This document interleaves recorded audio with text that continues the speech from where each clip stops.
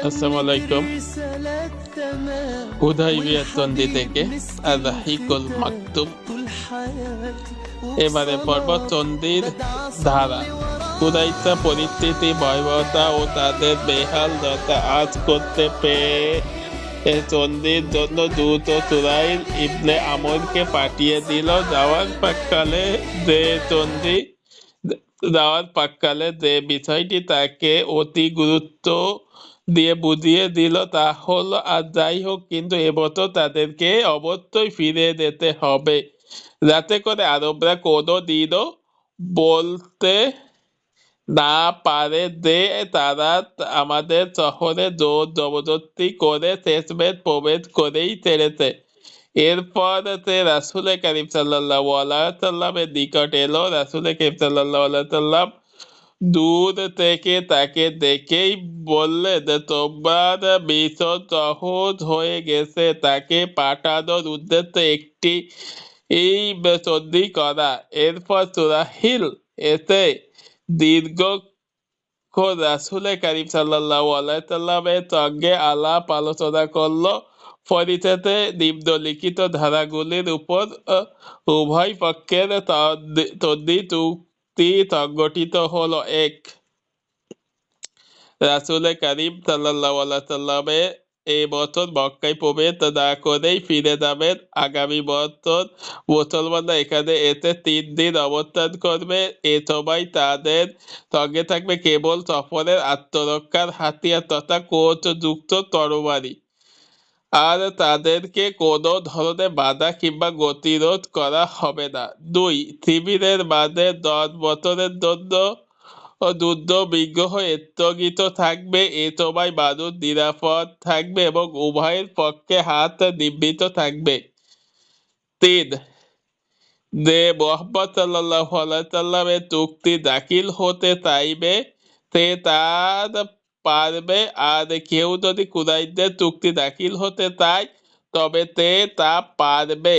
আর যে কবিলায় তাদের কারোর সঙ্গে চুক্তি হবে সে কবিলা সে পক্ষ অজ্ঞ বিবেচিত হবে। সুতরাং এ ধরনের কোনো কবিলার উপর যে কোনো ধরনের জুলুম ও বাড়াবাড়ি খোদ থেকে পক্ষের উপর জুলুম ও বাড়াবাড়ি সাব্যস্ত হবে। ৪. যদি কুরাইশদের অনুমতি ব্যতীত কেউ পালিয়ে মুহাম্মদ সাল্লাল্লাহু আলাইহি সাল্লামের দলে এসে যোগ দেয় তবে তাকে ফিরিয়ে দিতে হবে। আর যদি মুহাম্মদ সাল্লাল্লাহু আলাইহি সাল্লামের কাছ থেকে কেউ কুরাইশদের কাছে চলে আসে তবে তাকে ফেরত দেওয়া হবে না। অথবা রাসূল কারীম সাল্লাল্লাহু আলাইহি সাল্লাম চুক্তিনামা লেখার জন্য আলী রাদিয়াল্লাহু তাআলাকে ডাকলেন। আলী রাদিয়াল্লাহু তাআলাকে তিনি লিখতে বললেন, বিসমিল্লাহির রহমানির রহিম। সুরাইল সঙ্গে সঙ্গে বলে উঠল, রহমানকে তা আমরা জানি না, বরং তুমি লেখো বিসমিকা আল্লাহুম্মা। রাসূল কারীম সাল্লাল্লাহু আলাইহি সাল্লাম তাকে এই কথাই লিখতে বললেন। এরপর তিনি তাকে লিখতে বললেন, এটা আল্লাহর রাসূল মুহাম্মদ সাল্লাল্লাহু আলাইহি সাল্লামের পক্ষ থেকে সন্ধিপত্র। সুরাইল বলে উঠল, যদি আমরা জানতাম যে আপনি আল্লাহর রাসূল তবে তো আমরা আপনাকে বাইতুল্লাহ থেকে বাধা দিতাম না, আর আপনার সঙ্গে যুদ্ধ করতাম না, বরং আপনি লিখুন মুহাম্মদ ইবনে আব্দুল্লাহ। রাসূল কারীম সাল্লাল্লাহু আলাইহি সাল্লাম তখন বললেন, তোমরা মিথ্যা প্রতিপন্ন করলেও আমি আল্লাহর রাসূল। এরপর তিনি আলী রাদিয়াল্লাহু তাআলাকে মুহাম্মাদুর রাসূলুল্লাহ বাক্যটি মুছে দিয়ে মুহাম্মদ ইবনে আব্দুল্লাহ লেখার নির্দেশ দেন। আলী রাদিয়াল্লাহু তাআলা এই বাক্যটি মুছতে অস্বীকৃতি জানান। তখন রাসূল কারীম সাল্লাল্লাহু আলাইহি সাল্লাম নিজ হাতে তা মুছে দেন। এভাবে সন্ধিপত্র লেখার অধ্যায় সমাপ্ত হয়। সন্ধি সংগঠিত হওয়া শেষ হলে বনু খুযাযা রাসূল কারীম সাল্লাল্লাহু আলাইহি সাল্লাম এর পক্ষ অবলম্বন করে, যেমনটি আমরা গ্রন্থের গোড়াতেই উল্লেখ করেছি যে আব্দুল মুত্তালিবের সময় থেকে বনু খুযাযা বনু হাশিমের মৃত্যু ছিল। এ কারণে রাসূল কারীম সাল্লাল্লাহু আলাইহি সাল্লামের সঙ্গে এই চুক্তি তে তাদের অন্তর্ভুক্তি মূলত পুরনো বন্ধুত্বে নবায়নী আখ্যা দেওয়া যেতে পারে। বনু কুরাইয়া বিপরীতে বনু বকর কুরাইশদের পক্ষ অবলম্বন করে। আবু জান্দালকে ফিরিয়ে দেওয়া হলো। তন্দিপত্র লেখাটা সুরাইলের ছেলে আবু জান্দাল শৃঙ্খল দিয়ে রাসূল করিম সাল্লাল্লাহু আলাইহি ওয়াসাল্লামের কাছে চলে এলো। সে মক্কার নিম্ন অঞ্চল দিয়ে বের হয়ে সাহাবে কেরামের মাঝে নিজেদেরকে ছুঁড়ে ফেলে দেয়। সুরাইল বলল, চণ্ডীপথের শর্ত অনুযায়ী তাকে আপনারা সর্বপ্রথম আমাদের কাছে ফিরিয়ে দিবেন। রাসূল করিম সাল্লাল্লাহু আলাইহি ওয়াসাল্লাম বললেন, এখনো তো আমরা চণ্ডীপথে লিখে শেষ করিনি। সুরাইল বলল, তাহলে আমি আপনাদের সঙ্গে কোনো সন্ধি চুক্তি করব না।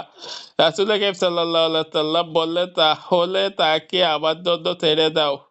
সুরাইল বলল, এটাও আমি পারবো না। রাসূল করিম সাল্লাল্লাহু আলাইহি ওয়াসাল্লাম বললেন, না, এটুকুই তোমাদেরকে করতে হবে।